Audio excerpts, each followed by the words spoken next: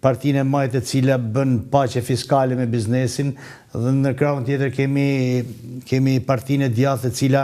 bën thirrje dhe premton bonuse, ulje, ngritje, me fjalë gjëra që janë pak a shumë të majta. Dhe kjo është handikapi shumë i madh, që thash, sepse këto parti, sipas mendimit tim, duhet normalisht që të paktën 6 muaj përpara zgjedhjeve duhet ishin ulë me bizneset, të kishin evidentuar ato bizneset prioritare apo fushat prioritare që do kishin, për shembull, mund të kishin biznesin e ndërtimit, të turizmit, mund të ishte manufaktura, por kjo gjë normalisht duhet të ishte bërë përpara, të ishin mbledh për konsultim, të kishin marrë ato mendimet e tyre dhe pastaj të kishin dalë me një projekt i cili, nëse diskutohet me biznesin, mund të jetë realizueshëm. Nëse vihet në këtë mënyrë që bën pak a shumë një garë sa e ke pagën minimale 450, atëherë unë e bëj 500, ai tjetri 550, me fjalë nuk ka asnjë farë efekti dhe nuk do ketë efekt sepse janë gjitha masat të pa studiuara dhe për më tepër të pa konsultuara me biznesin. Profesor Civici, ju jeni ndër zërat kryesor të mendimit ekonomik shqiptar dhe doja t'ju pyesja, jeni konsultuar në mos ju personalisht të tjerë të fushës ekonomisë teorike, janë konsultuar në këtë drejtim dhe a do ishte e mira që të konsultoheshim sepse edhe Shqipëria nuk është ndonjë gjë e re në fushën ekonomike. Si ka thënë tueni, është historia përsëritet vetë herën e dytë është e mërzitshme, kështu që edhe mund t'ju konsultonin për të marrë ndoshta edhe nga historia e ekonomisë. Ju keni shkruar edhe një libër, në mos gaboj, po që mbështetej tek këto skandalet e ekonomisë. Po, pra, keni njohuri të gjithanshme në këtë pikë. Në dijenin time nuk ka pasur konsultimet kësaj natyre, sepse ne tashmë jemi mësuar dhe me traditën se si funksionojnë partitë politike në Shqipëri. Zakonisht grupet vogla përgatisin programin, bëhet fjalë për programin ekonomik, i cili më shumë se sa një analizë e realitetit, më tepër është një program që tenton të preki pikat më të ndjeshme, më sensitive të qytetarëve shqiptarë, të bizneseve, të cilat jo vetëm Shqipëri, por në çdo vend botës janë të lidhura me pagën minimale, me minimumin etik, me nivelin e pagave në përgjithësi, me sistemin fiskal dhe me gjithë masat e tjera mbështetëse apo lehtësuese që merr qeveria. Kështu që në këtë rast nuk po dalim akoma nga tradita jon, po themi klasike e këtyre 35 viteve që fushatat elektorale mbështeten në premtime për të qenë sa më joshte në mënyrë që qytetarët të votojnë, por kur shikon përtej tyre pastaj, natyrisht unë jam 100% dakord që këto lloj premtimesh dhe këto tregus për pagat, për taksat apo për elemente të tjerë janë të domosdoshme për të realizuar, se në fund dhe qëllimi çdo qeverisje dhe çdo politike ekonomike apo fiskale pikërisht të gjë synon, por mënyra se si ofrohen dhe si prezantohen, të pashoqëruara me analizat përkatëse, të pashoqëruara me argumentat, me masat, me politikat se si ato do zbatohen dhe mbi të gjitha çfarë pasojash direkte ose indirekte mund të kenë në sektor të tjerë ose në fenomene të tjera ekonomike, i bëjnë ato thjesht dëshirat mira, vullneti mirë politik për të zgjidhur disa nga problemet etike që ka ekonomia, konsumatori dhe biznesi shqiptar sot, por ngelet pastaj partia apo koalicioni që do fitojë kur të bëj programin qeverisës, do kuptohet se çfarë instrumentash dhe me çfarë mënyre do tentojë ta zgjidhë ose ta mbajë këtë premtim elektoral. Profesor, rroga minimale 500 euro, thonë të dyja palët këtë. Ndërkohë thonë janar, rroga mesatare 500 euro. Në fakt,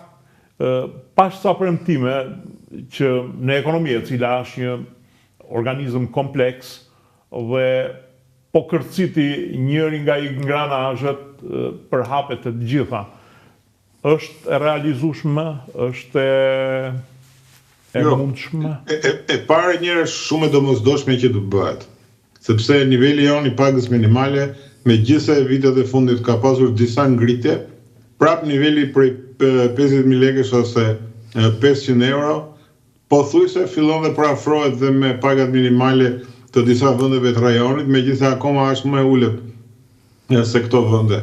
Natyrisht, kur bëhen të lloj premtimesh, janë premtime qeverisë dhe në rastin e pagës minimale, objekti kryesor natyrisht është administrata publike dhe gjithë sektorët publik, ku qeveria mund të ndërhyjë dhe mund ta vendosi menjëherë këtë pagë minimale. Për sa i përket biznesit privat, natyrisht mund ta detyrosh me ligj që të ketë pagën minimale, por një pjesë e madhe e bizneseve nuk janë në nivelin e pagës minimale. Sektori turizmit, për shembull, me gjithë zhvillimin që ka pasur, mendoj që ka gjithnjë më pak njerëz që janë të paguar me pagën minimale. Po kështu dhe sektori i ndërtimit, edhe sektori publik, mendoj që 1% e vogël janë në nivelin e pagës minimale. Kështu që çështja shtrohet kjo pagë që do rritet, me çfarë instrumentash do mbështetet, sepse pagat varen nga produktiviteti i ekonomisë. Kolegu që është atje di shumë mirë, nuk janë thjesht vetëm dëshira politike apo vullnet të një modeli social, po është ekonomia, produktiviteti, ajo që i përcakton. Dhe disa sektor, me që kemi dhe kolegun në të sektorit fason, natyrisht që rritja me këto përmasa e pagës minimale e pa shoqëruar me element mbështetës të fuqishëm dhe e pa negociuar për të paktën një periudhë përgatitore afatmesme që ato të marrin masa dhe të përshtaten, në vend që dakord që përmirëson dhe duhet ta përmirësoj nivelin e konsumit dhe të ardhurat e punëesve që janë me këtë pagë minimale, po sektori vetë mund të ketë probleme në muajt në vazhdim, sepse duke u rrit kostot mund t'i ulet konkurrueshmëria dhe mund të vihet në vështirësi serioze. Profesor, në fakt duhet të them diçka që përpara një 3-4 vjetësh kur shkova për blerë diçka rroba sportive në Itali, pash një palë mbathje Adidas, ishin made in Albania. Ndërsa si vjet kur shkova hyra në një dyqan in trend në Itali, prap ishte made in Albania dhe më bë qefi që ishte kjo rritje, me thënë të drejtën, rritje e kualitetit. Por si do ndikoj, jeni në gjendje ta përballoni këtë projekt? Shiko, unë nuk i heq asnjë presje asaj çfarë tha profesori, por desha të shtoj diçka tjetër që në sistemin e pagave, kjo prish komplet sistemin e pagave, sepse flitet që t'jepet një punëtori fillestar, që nuk t'jep rendiment apo është në hapat e parë, t'japësh një pagë 50.000 lekë, me fjalë bën një shtesë nga 40 në 50.000 lekë, 25%. Atëherë në qoftë se këtij punëtorit që nuk m'jep rendiment, dhe është zero, që është në nxanës,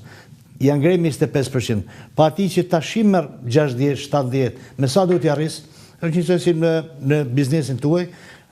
ai roja, po themi që hap derën, t'ja rris me 25. O ta bësh gati me një që e ke specialisht. Po operatorit, po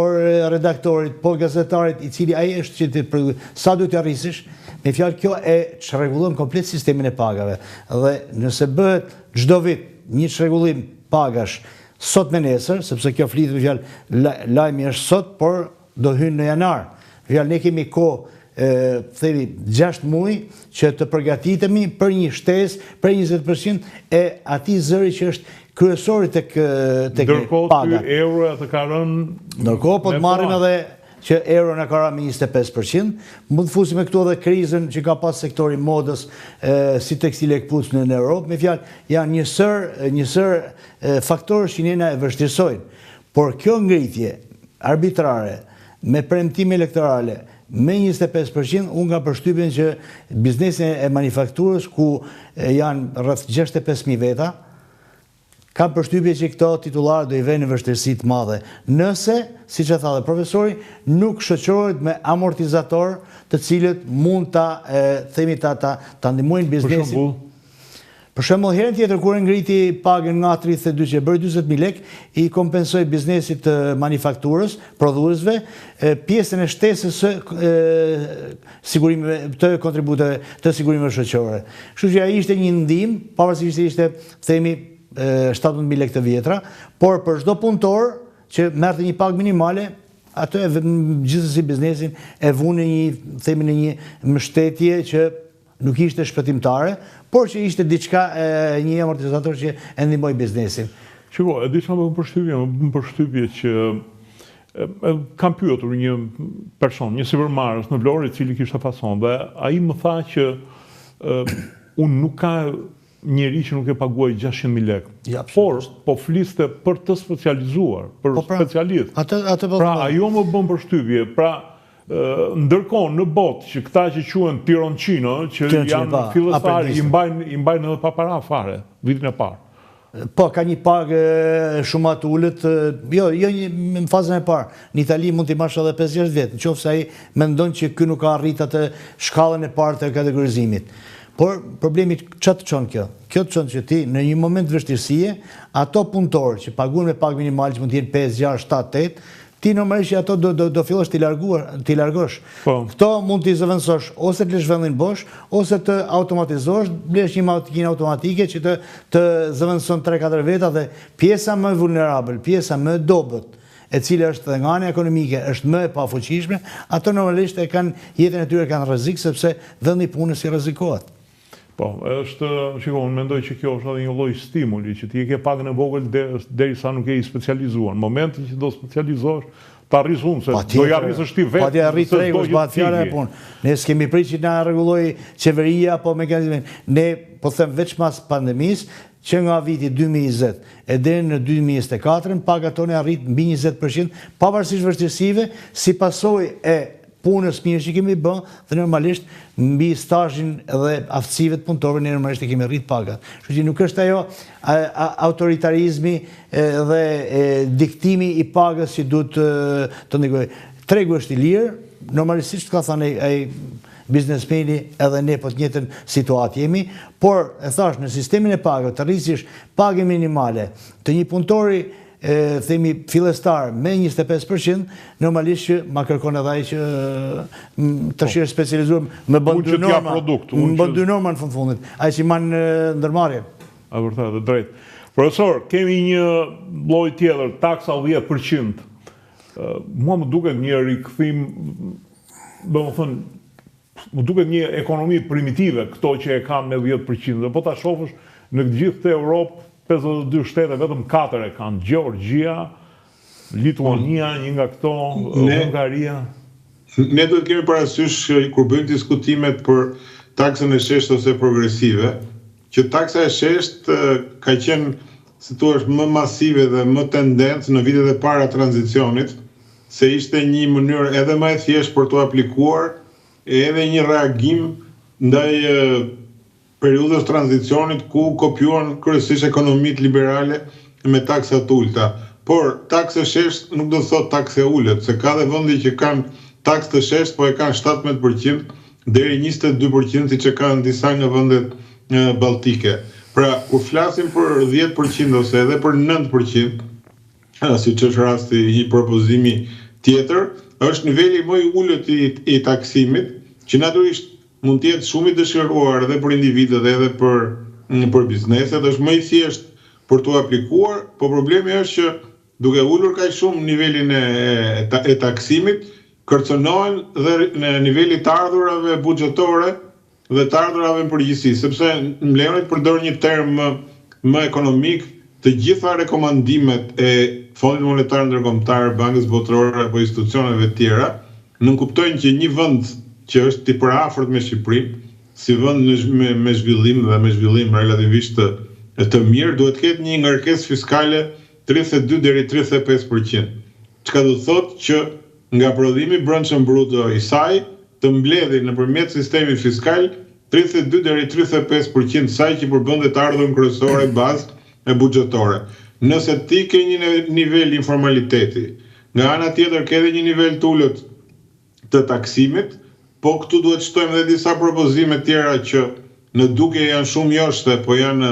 të vështira dhe të rrezikshme për të realizuar, për shembull do ulim përqindjen e sigurimeve shëndetësore, sigurimeve shoqërore, duke krijuar akoma dhe më tepër probleme edhe funksionimit skemës pensioneve, edhe funksionimit skemës gjithë shërbimit shëndetësor në vend. Kështu që çështja diskutohet në të dy karat e ekuacionit. Nga njëra anë lehtësirat që ti do bësh, por nga ana tjetër si do garantosh të ardhurat e nevojshme që të duhen që pastaj të realizosh edhe rritjen e pagave edhe shumë e shumë premtime të tjera. Kështu që unë mendoj që ne po luajmë shumë me çështjen e sistemit fiskal, jemi në grupin e disa vendeve ku mund të jemi nga të parët për ndryshimet e shpeshta dhe shpeshherë dhe drastike të sistemit fiskal, çka edhe biznesit i sjell pasiguri të mëdha se nuk bën dot as plane afatgjata, as një zhvillim më të qëndrueshëm, po dhe për individët dhe për institucionet është e vështirë që të aplikojë her pas here ndryshime kaq të mëdha taksash. Kështu që besoj që nuk është një propozimi i studiuar për efektet që do japi dhe nuk janë bërë llogaritjet e duhura që nëse e aplikojmë tani 10%, sa shkon niveli të ardhurave në nivel kombëtar në Shqipëri në buxhet. Profesor, të njëjtën gjë më thoshte edhe një biznesmen i cili së pari këtë më thoshte kur u vendos progresivja në fakt nga qeveria Rama. Së pari thoshte taksa progresive tregon një shtet modern dhe një administratë fiskale e cila di të operojë edhe të bëj këto 10% që në përgjithësi vihet në vende të prapambetura që kanë një përgatitje të dobët administrata fiskale dhe i bie shkurt ai. Por gjithashtu thoshte mua nuk më vret thoshte kjo ajo që thatë pikërisht juve, nuk më vret 10 apo 20, më vret ndryshueshmëria, vjen një qeveri e 10, vjen tjetra e 20 dhe kjo më të orienton totalisht të planet e mia që kam bërë në biznesin tim. Po. Jo vetëm në këtë rast, por në përgjithësi, në reagimet e biznesit, ky është reagimi më tipik. Më shumë se sa në një rritje taksa ose taks progresive, problemi jonë janë ndryshimet e shpeshta të taksave, se nuk na krijojnë mundësi që të kemi llogaritjet e duhura të planit biznesit, edhe zhvillimit qëndrueshëm, edhe shlyerjes kredive bankare apo dhe shumë elementeve tjerë. Dhe nga ana tjetër ka diskutime dhe edhe kjo mund të jetë një zgjidhje në fakt, sepse ka qenë një lloj edhe tejkalimi edhe abuzimi. Niveli 23% është niveli i lartë, aq më tepër që prek kryesisht të punësuarit cilësor, nëse mund t'i themi kështu, ata që burim kryesor kanë vetëm punën, po janë të mirë paguar sepse janë shumë kualifikuar dhe punojnë në sektor shërbimesh kryesisht, ku dhe produktiviteti i punës tyre është i lartë. Ndërkohë që biznesi dhe në shumë raste për t'i ke bërë favorizime dhe ja ke çuar edhe 6% ose